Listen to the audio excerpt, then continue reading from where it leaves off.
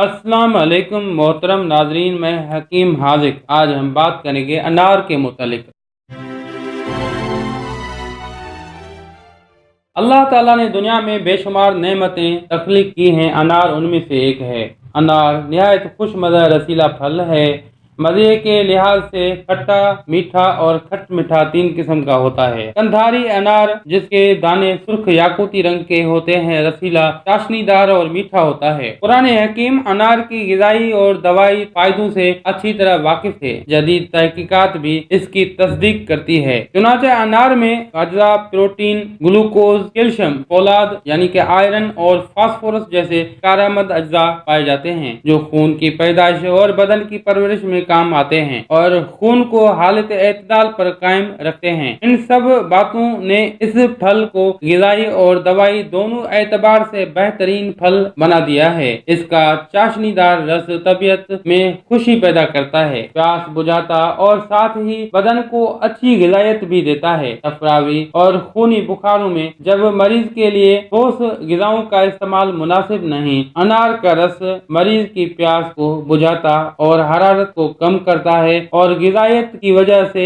उनकी एनर्जी को भी कायम रखता है। अगर सफरावी बुखार के मरीज को कै और मतली की शिकायत हो, दस्त आ रहे हों, तो वो भी इसके इस्तेमाल से बंद हो जाते हैं। खट्टा और खट मीठा अनार गिज़ा को हजम करने में मदद देता है। इनके दानों को सुखाकर चूरनों में मिलाते हैं, जो हजम गिज़ा के लिए खाए जाते हैं। अब अनार से बनने वाले चंद नुस्खे। नुस्खा नंबर 1, अनार दाना 5 तोले सौंठ, जीरा सफेद, नमक सया हर एक तोला को कूट कर एक जा कर लें, यानी अच्छी तरह मिक्स कर लें। ये निहायत लजीज चूरन बन जाता है। 6 माशा बैद गिज़ा खाने से गिज़ा को हजम करता और भूख खूब लगाता है। नुस्खा नंबर 2, अनार के पत्तों को पीस कर टिकिया बनाकर बांधने से दुखती आंख का दर्द और सुर्खी दूर हो जाता है। नुस्खा नंबर 3, जिन औरतों का हमल बार बार गिर जाता हो, अनार के ताजा फूल 2 तोले पानी में पीस छान कर मीठा करके पिलाएं और 2-3 रोज तक बराबर सुबह व शाम पिलाते रहें। हमल गिरने से महफूज हो जाएगा। अनार का छिलका, जिसको नासपाल भी कहते हैं, अपनी दवाई फायदे के लिए मशहूर है। इसमें एक खास किस्म का जौहर पाया जाता है, जो अज़ा की साख्तों को सुकेड़ता और उनको मजबूत बनाता है। चुनांचे इसके जोशांदे से कुलियां कराने से ढीले मसोड़े मजबूत हो जाते हैं। अगर मसोड़ों में खून आता है मसोड़ों से, तो वो खून का आना भी बंद हो जाता है और वो असल हालत पर आ जाते हैं। अगर बच्चा की कांच निकलती हो, तो आप दस्त लेने से उसका निकलना बंद हो जाता है। इसका जोशांदा तैयार करके पिलाने से या सफूफ बनाकर खिलाने से दस्त और पेचिश बंद हो जाते हैं।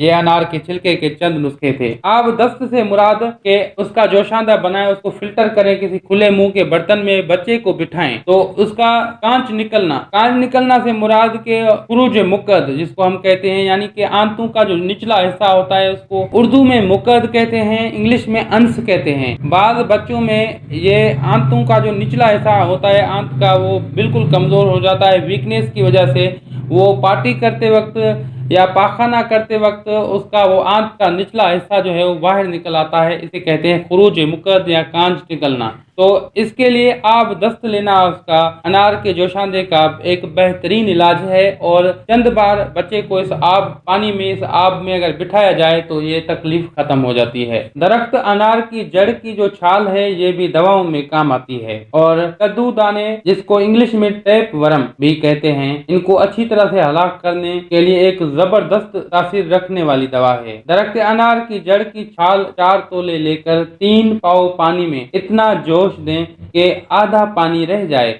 इसके बाद छान लें और इसके 3 खुराकें बनाएं। 1 खुराक सुबह नहार मुंह पिएं और बाकी 2 खुराक 1-1 घंटे के वक्फा से पिएं। तमाम कद्दू दाने यानी कि टैप वर्म, जिनको इंग्लिश में कहते हैं, दस्तों की राह निकल जाएंगे। अगर जरूरत समझें तो 1 रोज के वक्फा से फिर यही दवा इस्तेमाल करें। मेरे अजीज साथियों, ये अनार के बेहतरीन फवायद थे। अनार के मानी हुए जो फवायद हैं, वो नुस्खे मैंने आपको बताए हैं, जो कि बिल्कुल आजमाए हुए हैं। अगर आप इनसे फायदा हासिल करना چاہتے ہیں تو اپنے مالج سے مشورہ کریں اور یہ نسخے، یہ ٹپس آپ استعمال کریں، بالکل بے ضرر اور اچھے نسخے ہیں۔ سبسکرائب کریں ہمارے چینل کو اور بیل آئیکن کو کریں آن تاکہ ہر ویڈیو کی نوٹیفیکیشن مل پائے آپ کو سب سے پہلے۔ عزیز ساتھیوں، اگر آپ کو یہ ویڈیو پسند آتی ہے تو اسے لائک اور شیئر کریں۔ اگر آپ انسان ذات کی فلاح اور بہبود کے لیے کام کرنا چاہتے ہیں تو اسے زیادہ سے زیادہ شیئر کریں تاکہ ہر انسان اس سے فائدہ حاصل کر پائے۔ میرے عزیز ساتھیوں، اب حکیم حاذق